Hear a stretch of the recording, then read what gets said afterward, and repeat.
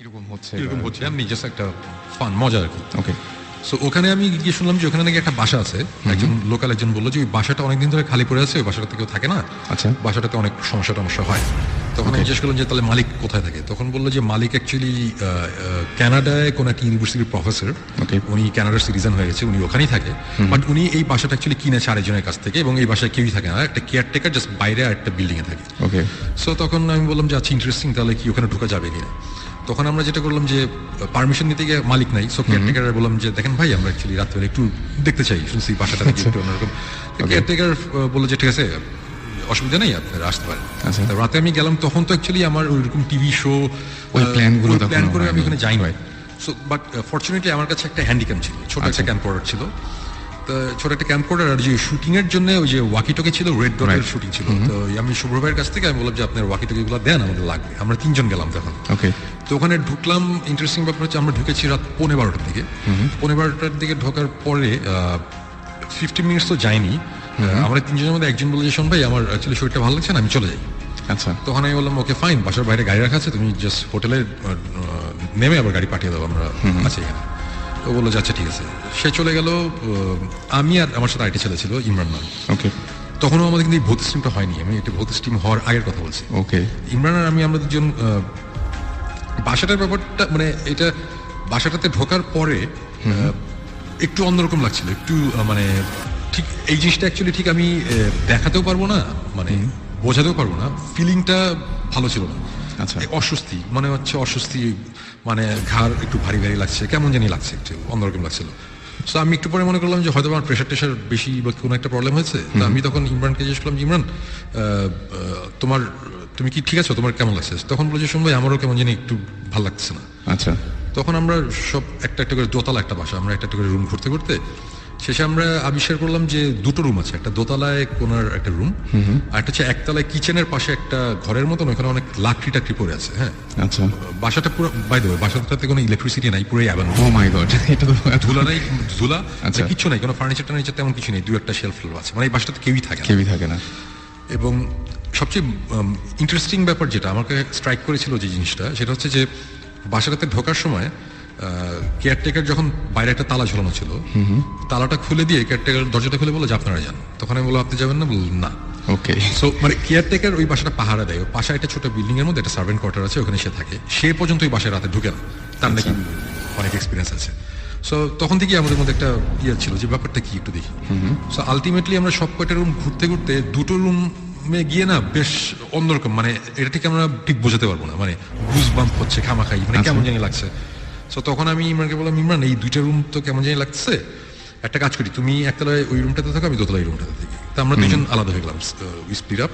So সে নিচে, আমি উপরে ওয়াকিটকিতে কথা বলছি, হঠাৎ করে মনে হলো যে খুব উইয়ার্ড একটা নয়েজ পেলাম কোন একটা জায়গা থেকে, মানে এটা হচ্ছে অনেকটা বিড়াল কাঁদে না মানুষদের মতন করে, বাচ্চাদের মতন করে, ওটা ঠিক বিড়ালের কান্নার আওয়াজ ঠিক না, আওয়াজটা হচ্ছে ফর এন এক্সাম্পল, মানে আমি যদি এইভাবে বলি যে একটা বিড়াল কাঁদতে চাচ্ছে, কিন্তু কেউ যদি বিড়ালের গলাটা চাপে ধরে তাহলে ধরে রাখে, মানে তার আওয়াজটা আসতে চলে যাচ্ছে, মানে আটকে যাচ্ছে আর কি। জিনিসটা খুব উইয়ার্ড লেগেছে, এবং এই আওয়াজটা একতলায় ইমরান ছিল, সেও শুনেছে, আমি দোতলাতেও শুনেছি, একই আওয়াজ, একই রকম। এবং কিন্তু আওয়াজটা কিন্তু খুব ফেইন্ট একটা আওয়াজ। ওকে। ইমরান উপরে আসতে বলে যে শুনবে, আপনি কিছু শুনছেন? আমি বললাম যে হ্যাঁ আমি শুনছি। তা আমরা আশেপাশে রুম টুম ঘুরতে ঘুরতে হঠাৎ বললাম যে আবার আওয়াজটা পেলাম, তখন বুঝলাম আওয়াজটা ছাদ থেকে আসছে। আমরা দৌড়ে 2জন ছাদে গেলাম, ছাদে গিয়ে দেখলাম যে ছাদে কিছু নাই, নিচে ধূপ টাইপের একটা আওয়াজ আছে। ওকে। আমরা আবার নিচে আসলাম, নিচে এসে দেখলাম নিচে কিছু নাই। তারপরে আমি দোতলায় যে রুমটাতে ছিলাম, ওই রুমে একটা ক্লোজেট ছিল, দেয়ালের মধ্যে একটা আলমারি টাইপের দেয়ালের সাথে লাগানো ছিল, তো ওটা আমরা অনেক টেনে খোলার চেষ্টা করছিলাম, ওটা পারছিলাম না। ইন্টারেস্টিং ব্যাপার হচ্ছে আমরা যখন উপরে ছাদে গেলাম, ছাদ থেকে যখন নিচে আসলাম, এসে দেখলাম যে ওই দোতলার রুমটার একটা পাল্লা অলরেডি ওপেন, খোলা। ওকে। সো তখন আমার এক্সপ্লেনেশনটা হচ্ছে আমরা অনেক টানাটানি করেছি, বাসাটা অনেক পুরানো, ওটা তখন লুজ হয়ে গেছে, আমরা যখন উপরে গেছি তখন জিনিসটা খুলেছে। সো এটার সাথে ভৌতিক কিছু নাই, সো ব্যাপারটা এরকম। আচ্ছা। বাট এতটুকু আমি বলবো যে আমরা যতক্ষণ এই বাসার মধ্যে ছিলাম, আমাদের একটা সময় এসে বুঝলাম যে আমাদের মানে মাথাটা অনেক ভারী হয়ে যাচ্ছে, মানে এই জিনিসটা কখনোই আমি বোঝাতে পারবো না যে ফিলিংটা কি, মানে অনেকটা জ্বর আসলে যেরকম লাগে ওইরকম, একটু ওরকম লাগছিল। তারপরে একটা সময় আমরা ওখানে থাকতে থাকতে একটা সময় যেটা হলো যে আমি ওয়াকিটকিতে নিচে একতলায় তখন ইমরান, দোতলায় আমি, আমরা আলাদা হয়ে গেছি। ওয়াকিটকিতে ওকে বলছে আচ্ছা তুমি তো কিচেনের পাশে, দেখো মানে পুরো ঘটনাটা ছিল এরকম যে তুমি তো কিচেনের পাশে অনেক খিদা লাগছে, দেখো তো ফ্রাইড চিকেন পাওয়া গিয়ে ফাইলিং জাস্ট মানে হালকা করার জন্য সিচুয়েশন, কজ একটু কেমন জানি লাগছিল। আমার কথাটা তখন শেষ হয় নাই, ঠিক আমার পায়ের পিছনে, এক হাত পিছনের দিকে হবে মানে ফ্লোরের মধ্যে, মনে হলো যে খুব জোরে মানে ভয়ঙ্কর জোরে একটা আওয়াজ, মানে কেউ একটা কিছু দিয়ে ফ্লোরের মধ্যে খুব জোরে বাড়ি দিল। আচ্ছা, ঠাস করে একটা আওয়াজ, এবং আমি ডেফিনেটলি আমি ভয় পেয়েছি। আমি সাথে সাথে ঘুরেছি যে কি, এটা একটা অ্যাবান্ডেন্ট একটা বাসা, দোতলা একটা রুমের মধ্যে আমি আছি এবং এই রুমে কিচ্ছু নাই, কোনো একটা ফার্নিচার নাই, হঠাৎ করে কিসের আওয়াজ। আমি ঘুরে আমি কিছু দেখিনি, আওয়াজটা এতই জোরে হয়েছিল, মানে বেশ জোরে। ইমরানও দৌড়ে উপরে চলে এসেছিল, যে মানে সেও ভয় পেয়েছে যে উপরে কি হচ্ছে, এবং তখন আমরা বেশ ভয় পেলাম। তখন তারপর থেকে ওই আওয়াজটার পরে নেক্সট 30 মিনিটসের মতন যাবতীয় জিনিসপত্র আমরা এক্সপিরিয়েন্স করেছি, যাবতীয় জিনিসপত্র। মানে আমি কিন্তু বলছি না যে আমরা ভূত দেখেছি, আমি বলবো না যে সাদা শাড়ি পরে একজন এসে সামনাসামনি দেখা গেছে, এরকম কিছু না, নাথিং লাইক দ্যাট। বাট আমরা যেসব জিনিসপত্র এক্সপিরিয়েন্স করেছি, এটা মানে আমি এখন বলছি না, এগুলো জিনিসপত্র সবই ডেফিনেটলি ভৌতিস্টের যখন টিভি শোটা আসবে ওখানে আসবে, বাট এরকম কিছু জিনিসপত্র আমরা এখানে দেখেছি যেটা কোন অবস্থাতেই বাংলাদেশের একটা মফস্বল টাউনের একটা বাসার মধ্যে, যে বাসাটা 70-80 বছর আগে বানানো হয়েছে, সেই বাসায়, ওই বাসার কনস্ট্রাকশন, মানে বাসাটা বানানো যে হয়েছে, সে আমি একটা সাইন দেখেছি একটা ফ্লোরের মধ্যে খোদাই করা মোজাইকের মধ্যে, এগুলো জিনিস থাকার কথা না। এগুলো খুব আমি জাস্ট এতটুকু ভেঙে বলি যে সাউথ আমেরিকান ডেভিল ওয়ার্শিপ করতে গেলে যেসব জিনিসপত্র লাগে, যে টাইপের জিনিসপত্র লাগে, আমি এই টাইপের কিছু জিনিসপত্র আমরা এখানে দেখেছি আছে ওই বাসায়। মানে একটা রুম আছে, রুমটার যে শেপ, ফ্লোরের মধ্যে যে ডিজাইন, দিস ইজ অ্যাবসার্ড। এটা হতেই পারে না যে বাংলাদেশে কোনো মফস্বল শহরের একটা বাসার মধ্যে আমরা এই সব জিনিসপত্র আছে, আমাদের কাছে আছে, আমাদের ভিডিও ফুটেজ আছে, আমরা যে আওয়াজ শুনেছি আওয়াজেরও অডিও ফাইল আমাদের কাছে আছে। এই টাইপের অবস্থায় আমরা চলে এসেছি, আমরা রাত 3:15টার দিকে আমরা বের হয়ে এসেছি, আমরা থাকতেই পারিনি, বিকজ প্রচন্ড রকম একটা কেমন বাজে ফিলিং হচ্ছে। আমি এমনি কয়েকটা জায়গায় পেয়েছি এরকম যে একটা মানে ভূত অনেকেই দেখে না বা সামনাসামনি এরকম কোনো কিছু ঘটে না, কিন্তু প্রথম লক্ষণ হচ্ছে নাকি যে মানে যেটা যে অসুস্থ হয়ে যাবে, মানে কোন একটা মানে ফিজিক্যাল কোন একটা চেঞ্জ আসবে। এটা আমি অনেক জায়গায় অনেকভাবে শুনেছি, এবং আমি জাস্ট এই ঘটনাটা শেষ করি এভাবে। ঘটনাটা যাই হোক নাই হোক, আমরা 3:15টার সময় বের হয়ে চলে এসেছিলাম।